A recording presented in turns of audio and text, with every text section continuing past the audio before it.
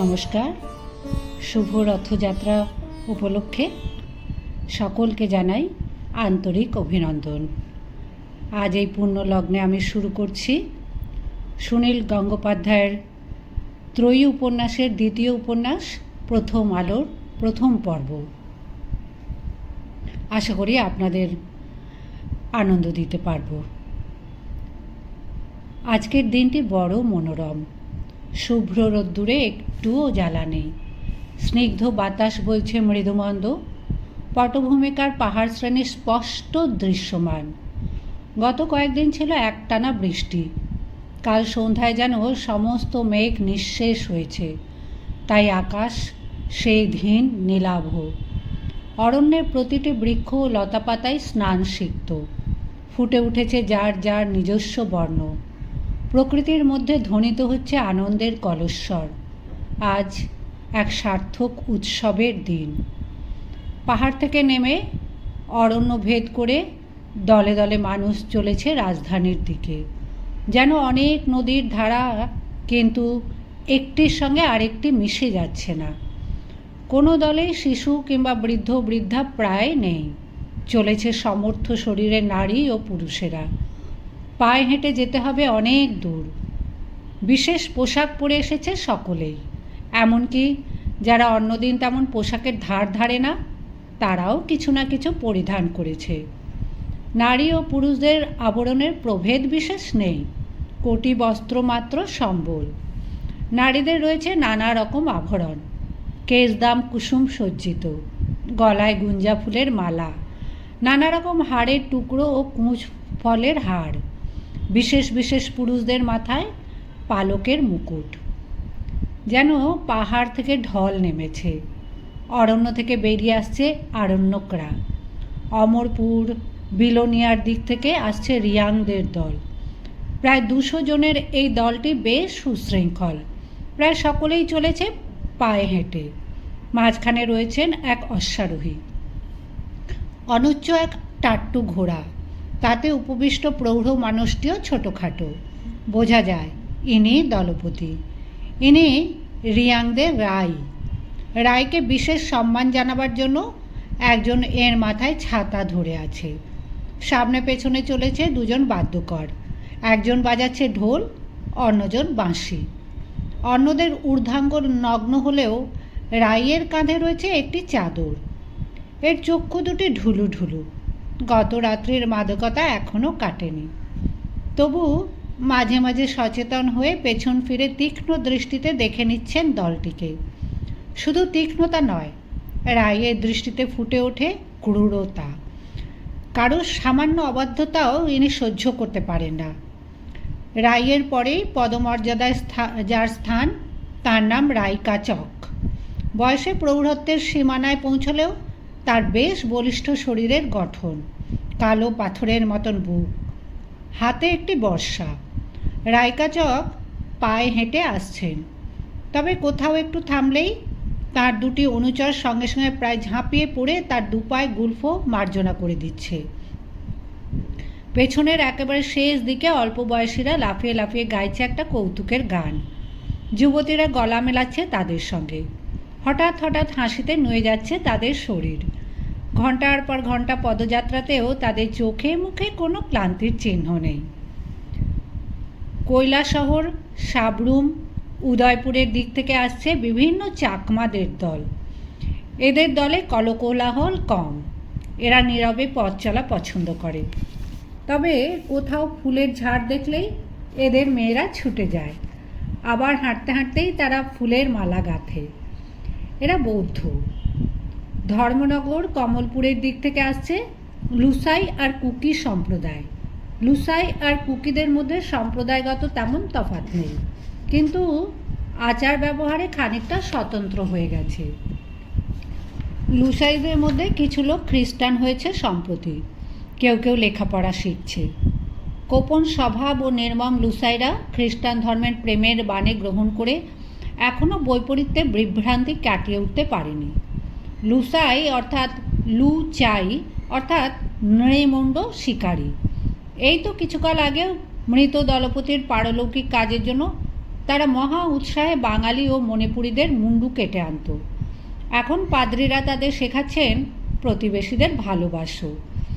অন্য কুকিদের সঙ্গে এদের ব্যবধান বোঝা যায় পরিধেয় বস্ত্রে। কুকিরা ঊর্ধ্বাঙ্গ ঢাকার ধার ধারে না। লুসাই রমণীরা নিজের হাতে বোনা একখণ্ড বস্ত্রে বক্ষ বেঁধে রেখেছে। সেই বস্ত্রখণ্ড বনমোরগের ঝুঁটির মতন তীব্র লাল। দু একটি ছোকরা আবার পাদ্রীদের দেওয়া পাতলুনও পড়েছে। আসছে জামাতিয়া, হালাম, নোয়াতিয়া, মগ, মুন্ডা, ভিল, গারো, খাসিয়া, ওরাং এবং আরও অনেক উপজাতির মানুষ। পাহাড় জঙ্গলে নিজস্ব ডেরা ছেড়ে বেরিয়ে এসে তারা সকলেই চলেছে একদিকে। এদের মধ্যে হালাম ও জামাতিয়াদের দলে নারীর সংখ্যা কম। পুরুষরা সবাই সশস্ত্র। গান গাওয়ার বদলে এরা মাঝে মাঝে দেয় রণহুঙ্কার। তবে অন্য সম্প্রদায়ের পাশাপাশি চলে এসেও আজ কেউ বিবাদ করবে না। আজ উৎসবের দিন। এবং আসছে ত্রিপুরীরা সব দিক থেকে। এদের সংখ্যাই বেশি। ত্রিপুরীদের অনেকেরই ঘোড়া আছে। নারীদের শরীর আবৃত দু টুকরো কাপড়ে। এরাও গান ভালোবাসে। ত্রিপুরীদের দলে রয়েছে কয়েকটা হাতি। মাহুত ছাড়া সেই হাতিগুলির পিঠে কেউ আরোহণ করেনি। এসব হাতি রাজার জন্য উপহার। অন্য উপজাতীয়রা কিছু কিছু উপহার নিয়ে চলেছে। কোনো দলে রয়েছে উৎকৃষ্ট তুলো ভর্তির পুঁটুলি, ঝোড়া ভর্তি জম্পুই পাহাড়ের কমলা লেবু, গুচ্ছ গুচ্ছ আনারস, সদ্য আহরিত জুম চাষের ফসল, একটি দুটি হরিণ শিশু। আজ বিজয়া দশমী। আজ রাজবাড়িতে মহাভোজ। বিভিন্ন এলাকা থেকে এইসব মানুষ চলেছে রাজধানীর দিকে। কোনো কোনো দল যাত্রা শুরু করেছে 2-3 দিন আগে। বিজয়া দশমীর সন্ধ্যের মধ্যে পৌঁছে যাবে। রাজার নিমন্ত্রণ। আজ সবাই রাজবাড়ির অতিথি। ত্রিপুরা রাজপ্রাসাদের অলিন্দে পারিষদ পরিবৃত হয়ে দাঁড়িয়ে আছেন চন্দ্রবংশীয় মহারাজ বীরচন্দ্র মাণিক্য। ইংরেজ শাসিত ভারতের মধ্যেও তিনি এক স্বাধীন নরপতি। কিংবদন্তি অনুসারে তিনি মহাভারতের যযাতির বংশধর। ভোগ বাসনায় অতৃপ্ত মহারাজ যযাতি তাঁর পুত্রদের কাছ থেকে যৌবন ধার করেছিলেন। যে কজন পুত্র তাদের পিতার এই উৎকট খেয়াল চরিতার্থ করতে অস্বীকার করে তাদের নির্বাসনে পাঠিয়েছিলেন ক্রুদ্ধ যযাতি। সেই নির্বাসিত পুত্রদের একজন ছিলেন দ্রুজ্জু। তিনি আর্যাবর্ত ত্যাগ করে বহু দূর চলে এসে উত্তর পূর্ব ভারতের সীমানায় কিরাত রাজ্যের স্থানীয় রাজাকে পরাজিত করে স্থাপন করেন নতুন রাজ্য ত্রিপুরা। সেই কাহিনী অনুসারে অবিচ্ছিন্ন চন্দ্রবংশীয় শাসনের 175তম উত্তরাধিকারী এই মহারাজ বীরচন্দ্র মাণিক্য। হয়তো এ সবই গল্পকথা। উত্তর ভারতীয় আর্যদের সঙ্গে বর্তমান কয়েক পুরুষের রাজাদের আকৃতির মিল নেই, বরং স্থানীয় আদিবাসীদের সঙ্গেই সাদৃশ্য স্পষ্ট। ইদানিং এই বংশের রাজারা মণিপুর থেকে রূপসী রমণীদের রাজপরিবারের বধূ করে আনছেন। সেই সংমিশ্রণে পরবর্তী বংশধরদের অবয়বে মঙ্গোলীয় ছাপ পড়েছে। মহারাজ বীরচন্দ্র মাণিক্য মাঝারি উচ্চতার একজন বলিষ্ঠকায় পুরুষ। প্রবল ব্যক্তিত্ব সম্পন্ন মুখমণ্ডলে প্রথমেই চোখে পড়ে নাকের নিচে অতি পুরুষ্ট গোঁফ। এই গোঁফের বৈশিষ্ট্য এই যে ওষ্ঠের দুদিকে দৃঢ়ভাবে ফুলে থাকলেও নাকের ঠিক নিচের অংশটি মুণ্ডিত। মহারাজ বয়সের বিচারে প্রৌঢ়ত্বে পৌঁছলেও তার অঙ্গ সঞ্চালন যুবকোচিত। কিছুক্ষণ আগেই তিনি দীর্ঘ পথ অশ্বচালনা করে রাজধানীতে ফিরেছেন। বংশের প্রথা অনুযায়ী তিনি নবমীর রাত্রিতে উদয়পুরে ত্রিপুরা সুন্দরী মন্দিরে পূজা দিতে গিয়েছিলেন। মহাভোজের সময় উপস্থিত থাকতেই হবে বলে তিনি ব্যস্ত সমস্ত হয়ে ফিরেছেন। এখন অপরাহ্ন, কিন্তু সূর্যদেব পশ্চিম গগনে পুরোপুরি ঢলে যাননি। বিকেলের পরিপূর্ণ আলোয় চতুর্দিক উজ্জ্বল। রাজপ্রাসাদের সামনে বিসর্জনের বাজনা শুরু হয়ে গেছে। দুর্গা প্রতিমা নিরঞ্জনের শোভাযাত্রায় অবশ্য মহারাজ স্বয়ং যাবেন না। মঙ্গল ঘট বহন করে নিয়ে যাবেন তার জ্যেষ্ঠ পুত্র ভবিষ্যৎ যুবরাজ রাধাকিশোর। এ রাজ্যের প্রজারা সবাই আদিবাসী, বহু উপজাতিতে বিভক্ত, তাদের ভাষাও বিভিন্ন। দূরত্ব ও দুর্গমতার কারণে আর্য সভ্যতা এখানে তেমন আধিপত্য বিস্তার করতে পারেনি।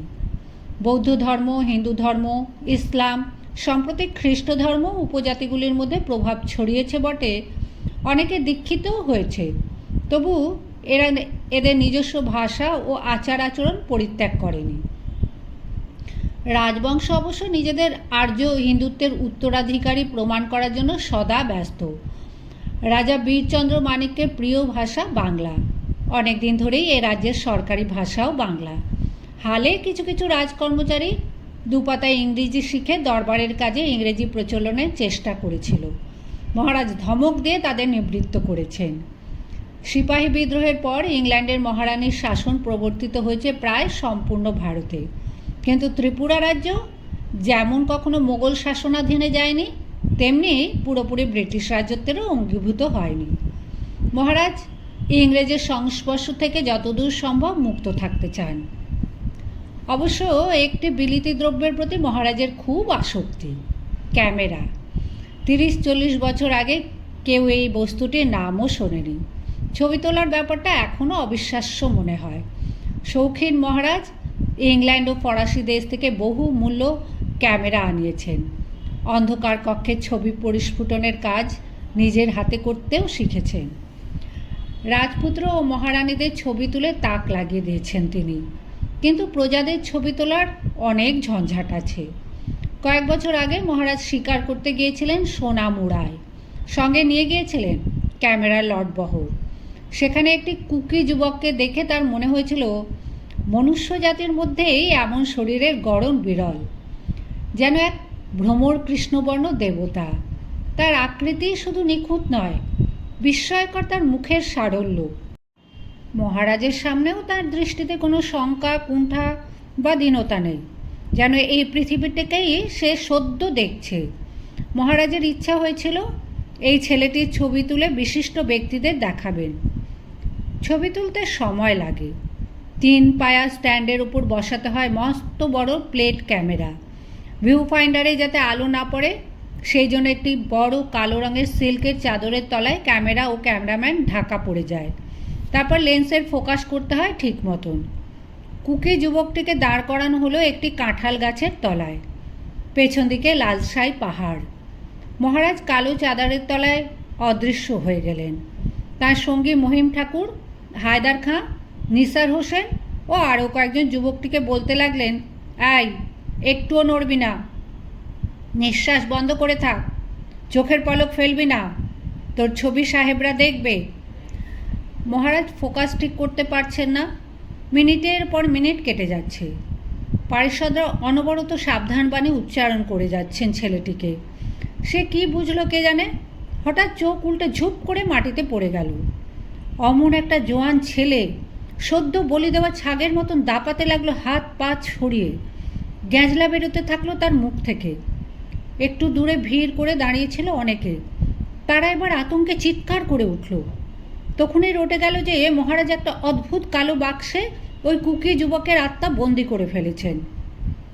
এই রটনা অনেকটা বিশ্বাসযোগ্যতাও পেয়ে গেল একটা বিশেষ কারণে। অন্যান্য উপজাতীয়দের তুলনায় কুকিদের তেজ বেশি, আর রাজশক্তির বিরুদ্ধে বিদ্রোহ করেছে কয়েকবার। ওই যুবকটি আবার লাল চোকলার কনিষ্ঠ পুত্র। সেই লাল চোকলা কুকিদের দুর্ধর্ষ দলপতি, অনেক বছর আগে যিনি মণিপুরীদের গ্রাম কোচাবাড়ি আক্রমণ করেছিলেন। তার পিতা লাড়ুর সমাধিতে কয়েকটি টাটকা নরমুণ্ড নিবেদন করার জন্যই ছিল লাল চোকলার এই অভিযান। গভীর অরণ্যে এরকম কোনো ঘটনা ঘটলে তার তরঙ্গ রাজপ্রাসাদ পর্যন্ত পৌঁছয় না। কিন্তু মণিপুরীদের ওপর এই আক্রমণে রাজপরিবারেরও দারুণ বিক্ষোভের সৃষ্টি হয়েছিল। মণিপুরের কন্যারা এই বংশের রানী হয়ে আসে। শ্বশুরবাড়ির লোকজনদের প্রতি সকলেরই পক্ষপাতিত্ব থাকে। তাই বেশ কিছু মণিপুরী ত্রিপুরায় এসে বসতি স্থাপন করেছে এবং রাজদরবারে উচ্চ পদ পেয়েছে। কুকি দলপতি লাল চোকলাকে শায়েস্তা করার জন্য মণিপুরীরা ক্ষেপে উঠল। শেষ পর্যন্ত ইংরেজ সৈন্যদের সাহায্য নিয়ে বন্দি করা হলো লাল চোকলাকে। তার দণ্ড হলো যাবজ্জীবন নির্বাসন। মহারাজ বীরচন্দ্র মানিক্য ওই কুকি যুবকটির পরিচয় জানতেন না। লাল চোকলা রাজপরিবারের শত্রু তার কনিষ্ঠ পুত্র বীরুর আত্মা মহারাজ একটা কালো বাক্সের মধ্যে টেনে নিয়েছেন। এই প্রচার ছড়িয়ে গেল আগুনের মতন। আর একটা কুকি বিদ্রোহের উপক্রম। মহারাজ হতভম্ব হয়ে গেলেন। অনেক চেষ্টা করেও তার আসল উদ্দেশ্য বোঝাতে পারলেন না। সোনামুড়ায় চিকিৎসারও কোনো ব্যবস্থা নেই।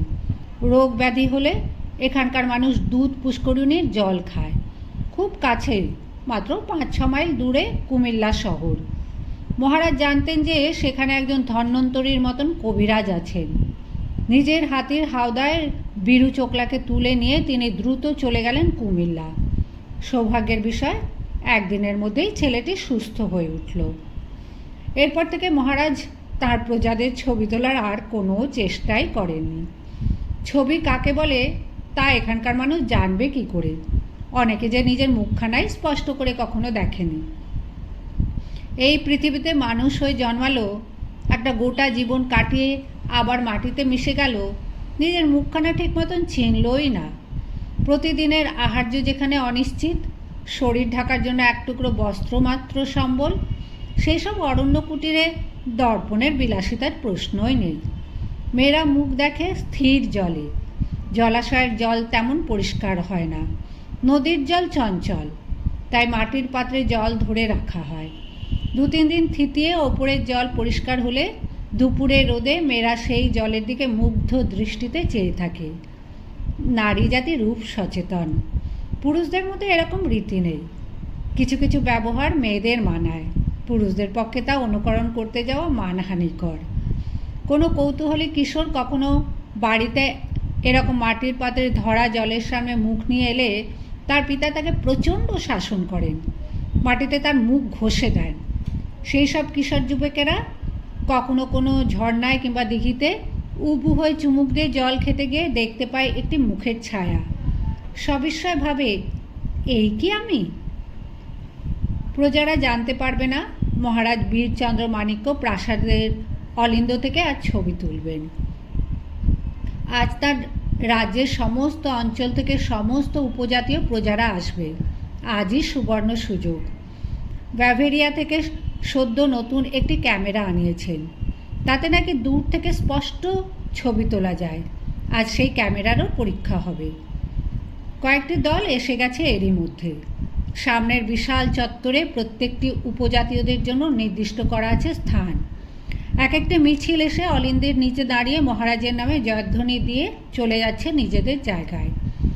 এ সময় স্বয়ং মহারাজের দর্শন দেবার প্রথা নেই। প্রজারা আনুগত্য জানাচ্ছেন রাজপ্রাসাদকে।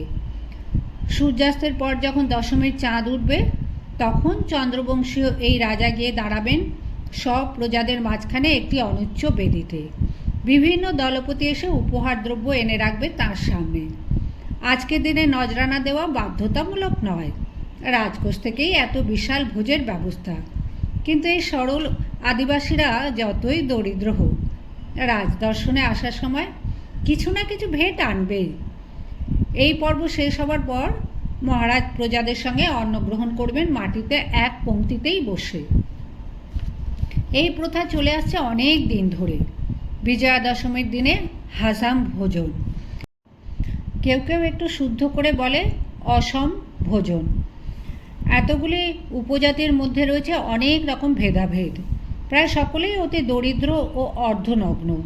তবু এর মধ্যে কেউ কেউ অন্যদের তুলনায় নিজেদের মনে করে উঁচু জাত।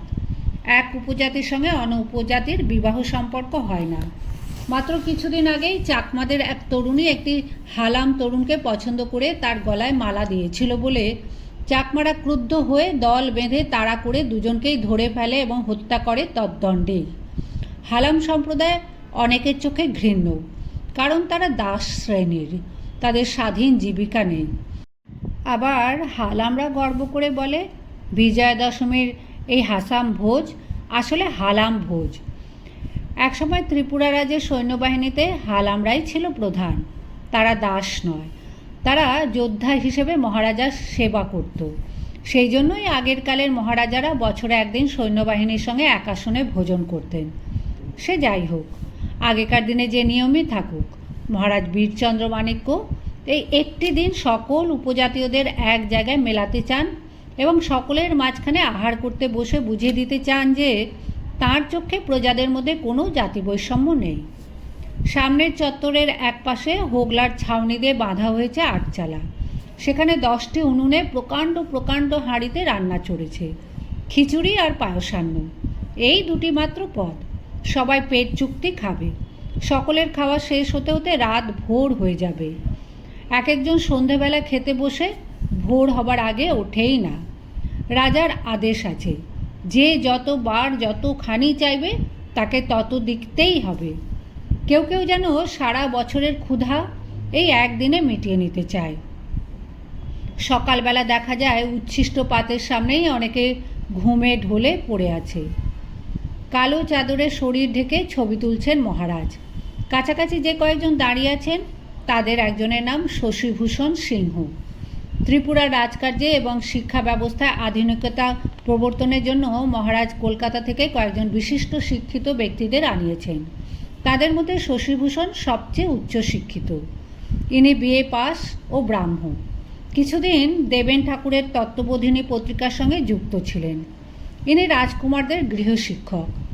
শশীভূষণ মাঝে মাঝে মহারাজের সামনেও এমন কথা উচ্চারণ করেন যা শুনে অন্যদের প্লীহা পর্যন্ত চমকিত হয়, কিন্তু এর সম্পর্কে মহারাজের একটা প্রশ্রয়ের ভাব আছে। শশীভূষণ গৌড়বর্ণ, সুপুরুষ, তীক্ষ্ণ নাসা। পোশাকের ব্যাপারে অত্যন্ত শৌখিন। চুনটকারা ধুতি ও বেনিয়ান সব সময় শুভ্রবর্ণ, মাথায় বাবরি চুল, চোখে সোনালি ফ্রেমের চশমা। হাতে একটা দূরবীন নিয়ে শশীভূষণ চত্বরের জনসমাগম দেখতে দেখতে পাশের এক ব্যক্তির কাঁধে হাত রাখলেন।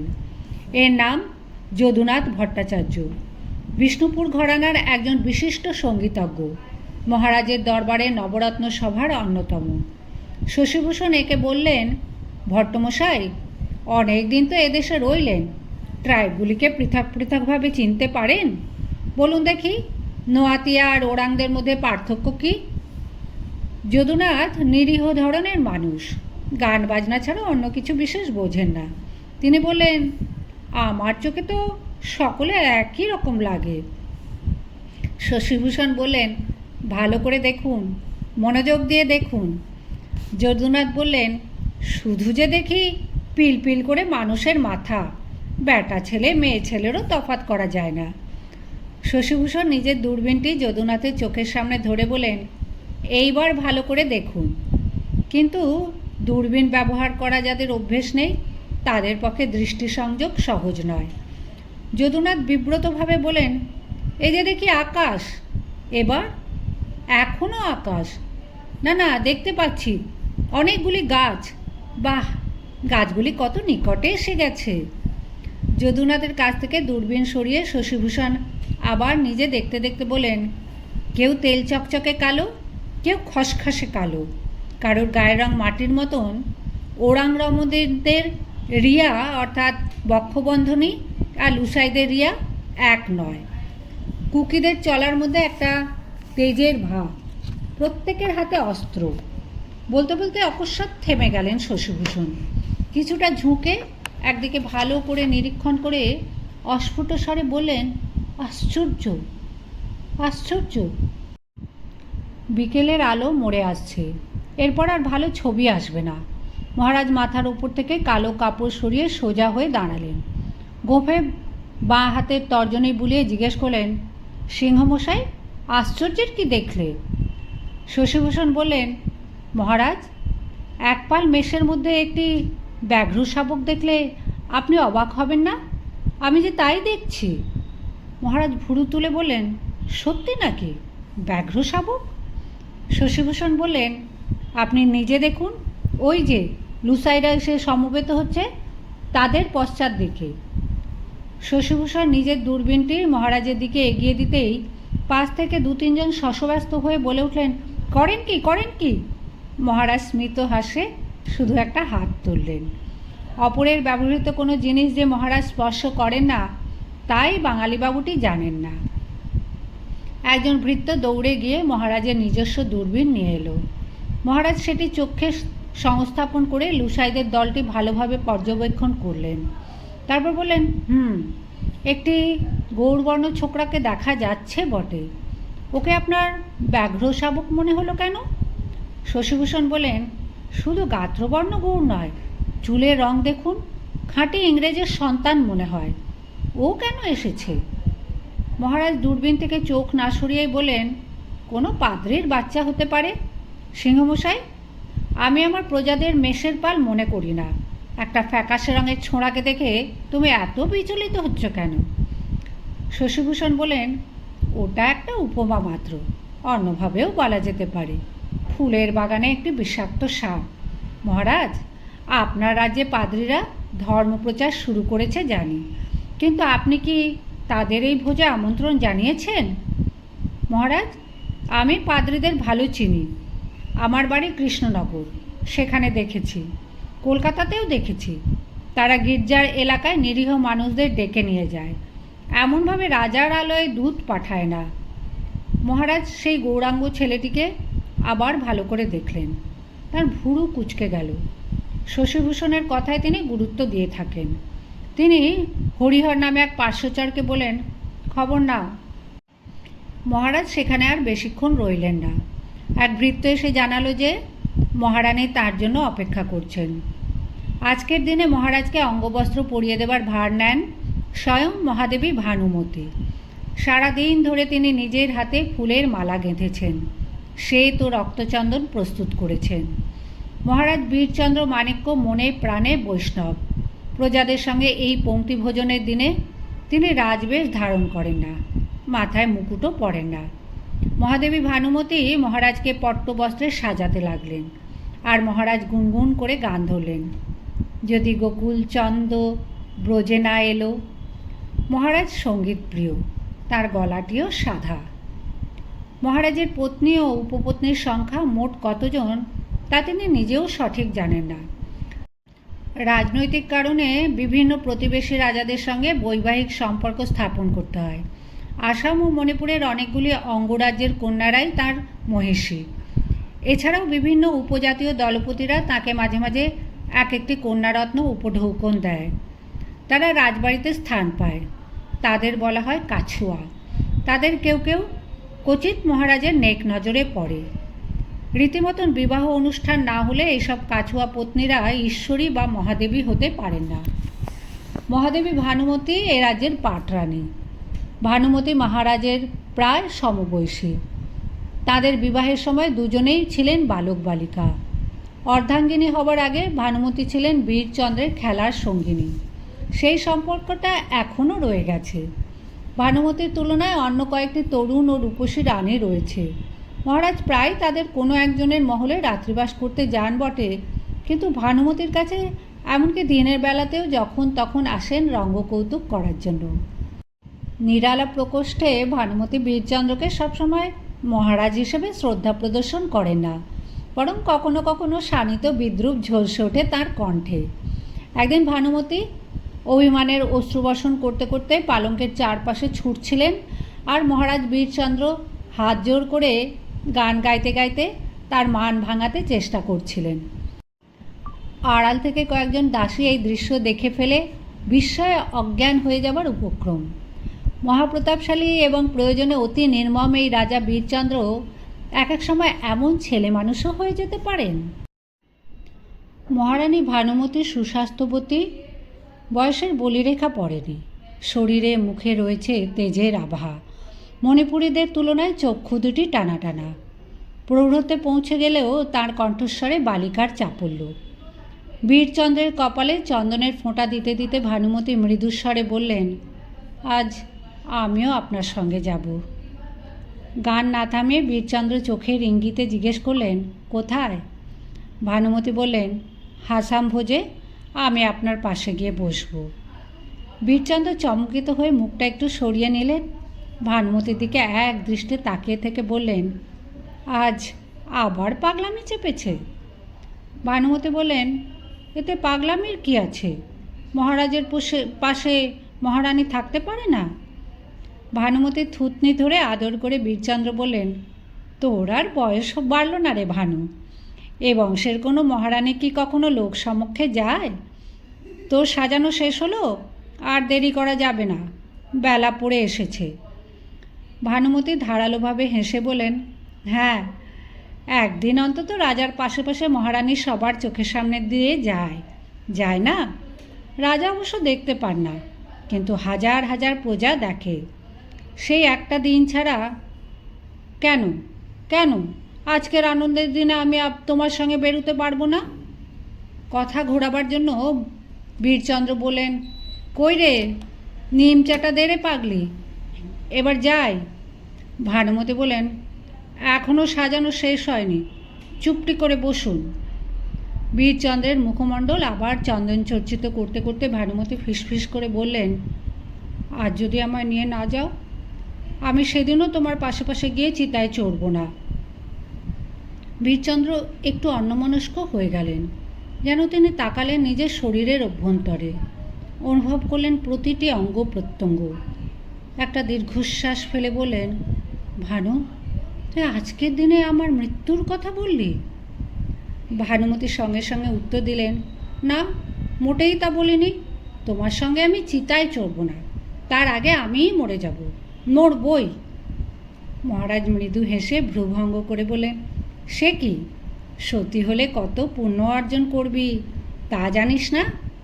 ধন্যমাণিক্যের পাটরানী কমলার নামে ঘরে ঘরে পুজো হয়। তুই আমার পাটরানী, আমার সঙ্গে সহমরণে যাবার সৌভাগ্য একমাত্র তোরই আছে, আর কোনো রানী পাবে না। ভানুমতি বললেন, চাই না আমার ওই সৌভাগ্য, আমি আগে মরবই মরব। ওই হারামজাদি প্যাঁচামুখী খেদি ছোট জাতের মেয়ে রাজেশ্বরীটা, ওই শাকচুনি, ওই বেজন্মা ভাতার খাগি, ওই রাজেশ্বরী তোমার চিতায় জ্বলে পুড়ে মরুক, আমি স্বর্গ থেকে দেখব। বীরচন্দ্র এবার হাহাক শব্দে ঘর ফাটিয়ে হাসলেন। সপত্নীদের মধ্যে রেষারেষি, ঈর্ষা ও ক্রোধের সম্পর্ক থাকা স্বাভাবিক, বীরচন্দ্র তা জানেন। এক রানী অন্য এক রানীকে বিষ খাইয়ে মেরে ফেলেছে, এমন ঘটনাও এই প্রাসাদে ঘটেছে। কিন্তু কোনো রানী অন্য কোনো রানীর বিরুদ্ধে বিদ্বেষপূর্ণ কথা মহারাজের সামনে উচ্চারণ করার সাহস পায় না। বীরচন্দ্রের পিতা কৃষ্ণকিশোর মাণিক্যও একবার এক কটুভাষী রানীকে নির্বাসন দণ্ড দিয়েছিলেন। মহারাজ বীরচন্দ্র রানীদের বিবাদের মধ্যে একেবারে মাথা গলান না, তার সামনে ওই প্রসঙ্গ উত্থাপন করাও নিষিদ্ধ। কিন্তু ভানুমতির কথা স্বতন্ত্র। ভানুমতি যে তার বাল্য সখী, তাকে শাসন করা যায় না। বীরচন্দ্র হাসতে হাসতে বলেন, ভাতার খাগি, হারামজাদি, কী সব ভাষা! লোকে কি ভাবে জানিস? রাজবাড়ির মধ্যে সবাই খুব শুদ্ধ ভাষায় কথা বলে, খারাপ কথা মুখেই আনে না। তোকে নিয়ে আর পারি না ভানু। তুই জানিস, আর কোনো রানী যদি আমার সামনে এইরকম কথা বলতো, তাহলে আমি এই মুহূর্তে কচাত করে তার মুন্ডুটা কেটে ফেলতাম। ভানুমতি ঘরের কোণ থেকে দ্রুত একটা তলোয়ার নিয়ে এলেন, মণিমাণিক্য খচিত খাপ। এই তলোয়ারটির নাম নিমচা। বীরচন্দ্রের পূর্বপুরুষ মহারাজ গোবিন্দমাণিক্যকে দিল্লীশ্বর শাহজাহান পুত্র সুলতান সুজা এটা উপহার দিয়েছিলেন বলে কথিত। উৎসবের দিনে শুধু পট্টবস্ত্র উত্তরীয় ধারণ করলেও মহারাজদের এই তরবারিটি সঙ্গে নিতে হয়। ভানুমতির তলোয়ার কোষমুক্ত করে বলেন, মারুন, আমাকে এখনই বধ করুন, তাহলে সকল জ্বালা জুড়ুন। আজই আপনি রাধুকে যুবরাজ বলে ঘোষণা করবেন, তাই না? বীরচন্দ্রের মুখমণ্ডল থেকে কৌতুক মুছে গিয়ে বিরক্তির ছায়া পড়ল। কোনো কিছুই কি গোপন রাখার উপায় নেই? তার দ্বিতীয় পত্নী রাজেশ্বরীর জ্যেষ্ঠ পুত্র রাধাকিশোরকে যে যৌবরাজ্য পদে বসাবার ঘোষণা করা হবে আজ, তা মাত্র দুজন জানেন। রাজেশ্বরীও এখনও জানেন না। ভানুমতির কানে এলো কী করে?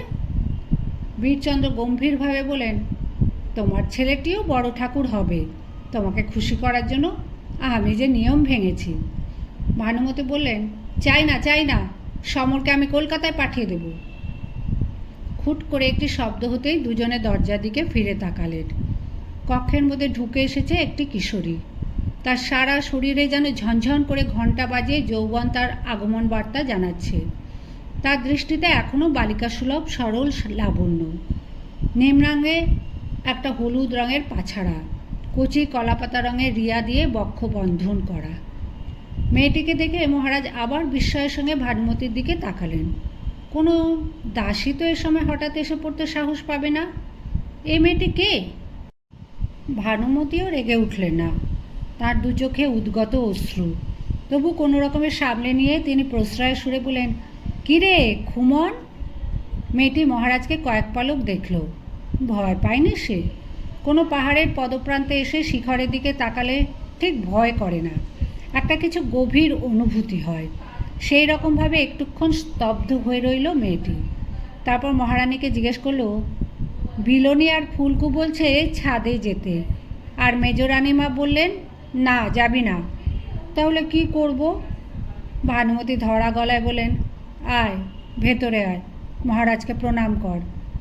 মেয়েটি এসে প্রথমে মহারাজের কাছে হাঁটু গেড়ে বসল, দুহাত যুক্ত করে কপাল ঠেকালো মাটিতে।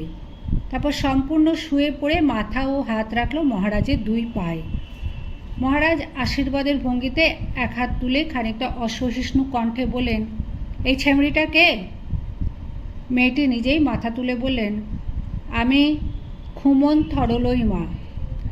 ভানুমতি বলেন, ও তো আমার বোনের মেয়ে, তুমি ওকে চেনো না? বাচ্চা বয়সে কিছুদিন আমার কাছে এসেছিল, তুমি তখন ওকে কোলে নিয়ে অনেক আদর করতে। এখন আবার 1 বছর হলো ওকে প্রাসাদে এনে রেখেছি। মেয়েটিকে আগে দেখেছেন কি না তা মনে করতে পারলেন না বীরচন্দ্র, কিন্তু তার বিস্ময় ক্রমেই বাড়ছে। ভানুমতি আজ খুবই মান অভিমানের মধ্যে রয়েছেন। রাজার কাছে অনেক অভিযোগ জানাচ্ছিলেন, এর মধ্যে একটি মেয়ে এসে পড়ল, তাকে বাইরে চলে যেতে বলাই তো স্বাভাবিক ছিল, বোনের মেয়ে হোক আর নিজের সন্তানই হোক। অথচ ভানুমতির সামান্য বিরক্তিও প্রকাশ করেননি। বীরচন্দ্রের অবশ্য তাতে সুবিধেই হলো। ভানুমতির অনুযোগে তিনি অস্বস্তিকর অবস্থার মধ্যে পড়েছিলেন। তিনি তার অভিজ্ঞ চোখে কিশোরীটির আপাদ মস্তক যাচাই করলেন।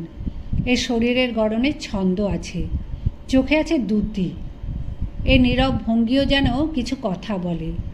2-1 বছরের মধ্যেই এই কিশোরী একটি রমণী রত্ন হয়ে উঠবে। পুরুষদের জয় করার জন্য এরকম রমণীদের কোনো চেষ্টা করতে হয় না, পুরুষরা সহজেই আকৃষ্ট হয়। ভানুমতি বললেন, আমি ওর বাংলা নাম রেখেছি মনোমোহিনী, মনু, এখন থেকে তুই ওই নাম বলবি। বীরচন্দ্র বলেন, বাংলা নাম রেখেছ, শাড়ি পরাওনি কেন? ভানুমতি বলেন, হ্যাঁ শাড়ি পরা শেখাতে হবে, এখনও দুরন্ত আছে তো, গায়ে আঁচল রাখতে পারে না। বীরচন্দ্র এবার থরলইমা ওরফে মনোমোহিনীকে বললেন, ছাদে যাবি না কেন? যেই নিষেধ করুক বলবি আমি অনুমতি দিয়েছি। ভানুমতি বললেন, যা তুই ফুলকুদের সঙ্গে ছাদে গিয়ে দেখ।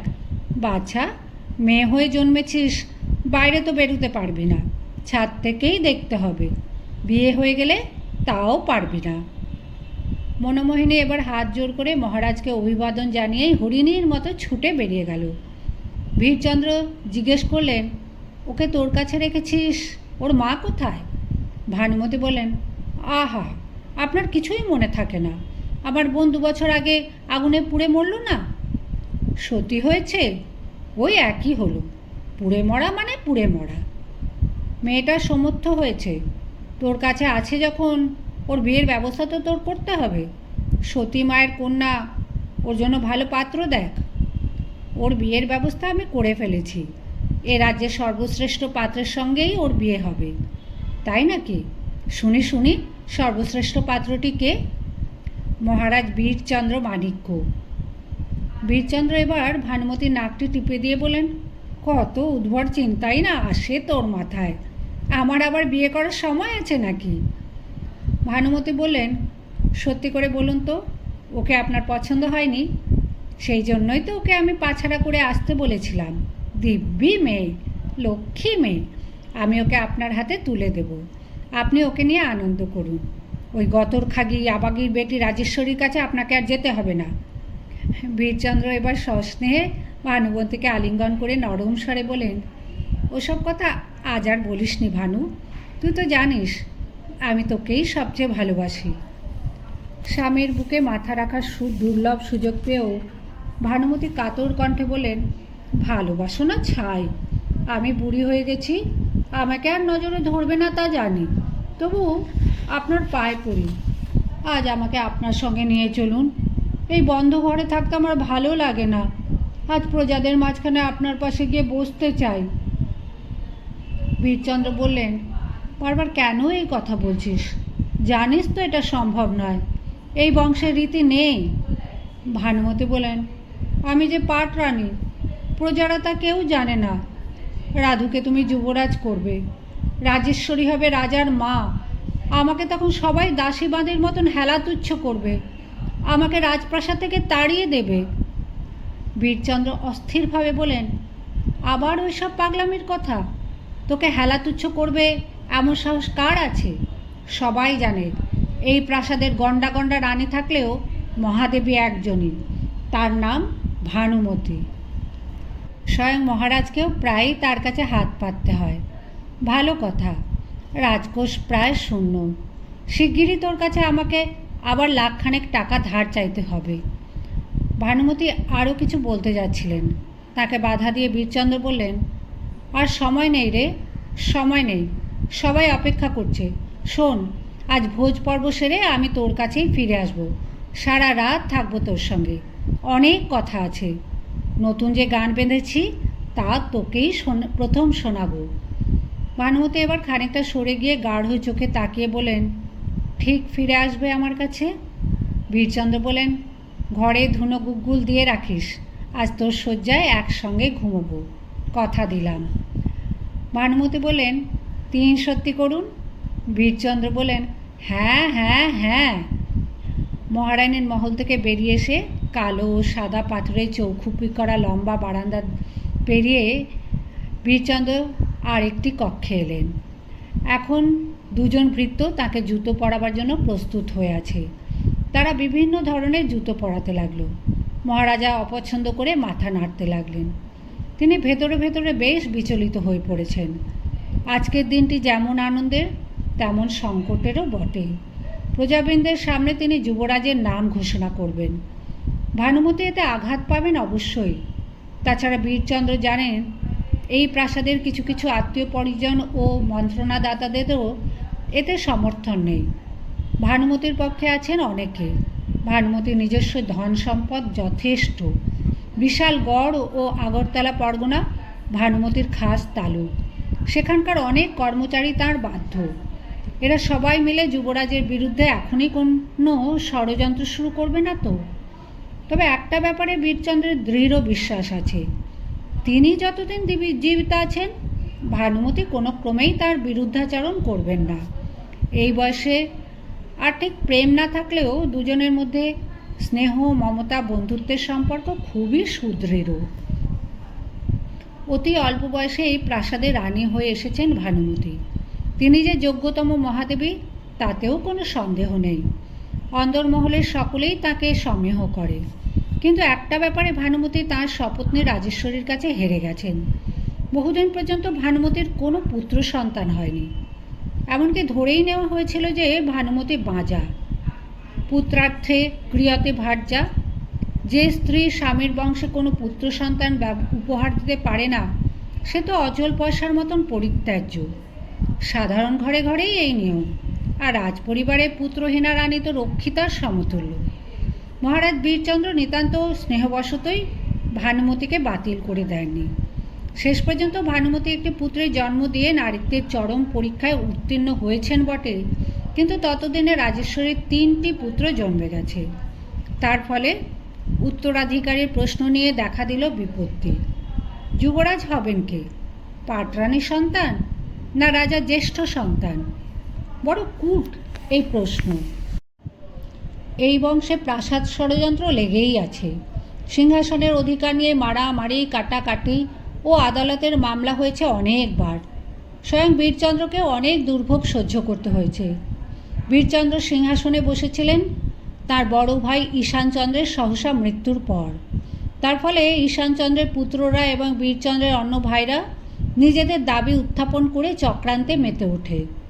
সুযোগ সন্ধানীরা বিভিন্ন পথ অবলম্বন করে উস্কানি দেয়। চট্টগ্রামের কমিশনার বাংলার লেফটেন্যান্ট গভর্নরকে পর্যন্ত মধ্যস্থতা করতে হয়েছিল। সিংহাসন আঁকড়ে থেকে বীরচন্দ্র অন্য দাবিদারদের প্রতি নির্মম হতে বাধ্য হয়েছিলেন। পথের কাঁটা নির্মূল করতে তিনি দ্বিধা করেননি। আবার যাতে সেই রকম পারিবারিক বিদ্রোহ না ঘটে সেই জন্য বীরচন্দ্র আগেই মনস্থির করে রাজেশ্বরীর গর্ভজাত তার প্রথম সন্তান রাধাকিশোরকে তার উত্তরাধিকারী হিসাবে নির্বাচন করেছেন। বীরচন্দ্র জানেন ভানুমতির প্রতি পক্ষপাতিত্ব দেখিয়ে তিনি ভানুমতির সন্তান সমরেন্দ্রচন্দ্রকে যৌবরাজ্য দিলে শত্রু সংখ্যা বৃদ্ধি পাবে তো বটেই, আদালতের বিচারেও চতুর্থ রাজকুমার সমরেন্দ্রচন্দ্রের দাবি টিকবে না। ইংরেজের আদালত জ্যেষ্ঠ সন্তানকেই মর্যাদা দেয়। তবু তো খানিকটা রীতিবিরোধী হয়ে তিনি সমরেন্দ্রচন্দ্রকে বড় ঠাকুরের পদ দিতে চাইছেন। এ রাজ্যে যুবরাজের পরেই বড় ঠাকুরের প্রাধান্য। ভানুমতি তাতেও খুশি নন, অথচ দ্বিতীয় পুত্র দেবেন্দ্রকেও বঞ্চিত করা হলো। অন্যান্য জুতোগুলি বাতিল করে বীরচন্দ্র সাদা সিধে একজোড়া খড়ম পায়ে দিলেন। তারপর সেই কক্ষ থেকে নিষ্ক্রান্ত হয়ে একবার চিন্তা করলেন রাজেশ্বরীর সঙ্গে দেখা করে যাবেন কিনা। ভানুমতির চর আছে সর্বত্র, ভানুমতি ঠিক জেনে যাবেন সে কথা। থাক তাহলে। বীরচন্দ্রের সঙ্গে সঙ্গে এটাও ঠিক করলেন আজ রাতে আর ভানুমতির কাছে ফিরে আসা হবে না। ও কথা তিনি বলে ফেলেছেন ঝোঁকের মাথায়। ভোজ পর্বের পর আজ গান বাজনার ব্যবস্থা আছে।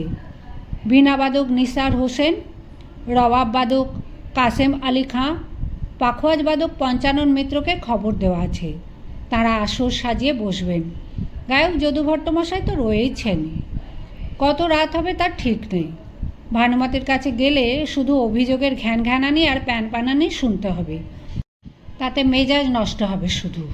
না, ফেরা হবে না। ভানুমতির কাছে 3 সত্যি কড়া হয়ে গেল, তাতেও কিছু আসে যায় না। স্ত্রী লোকের কাছে প্রতিশ্রুতির কোনো দাম আছে নাকি? ওরা তো মিথ্যে প্রতিশ্রুতি শুনতেই ভালোবাসে। রণে ও রমণে মিথ্যেই বেশি শক্তিশালী। 2-3 দিন কেটে যাক, এর মধ্যে আর ভানুমতির কাছে ঘেঁষা হবে না। তারপর ভানুমতির নিভৃত সংসর্গে আরও কিছু মিথ্যে সোহাগ দিয়ে তাকে ভোলালেই চলবে। পারিষদরা অপেক্ষা করছে। সিঁড়ি দিয়ে নামতে নামতে মহারাজ বীরচন্দ্র আবার গুনগুন করে গান ধরলেন। কি হেরিলাম রায় কিশোরী, মরি মরি চন্দ্রকোলায় কিবা শোভা।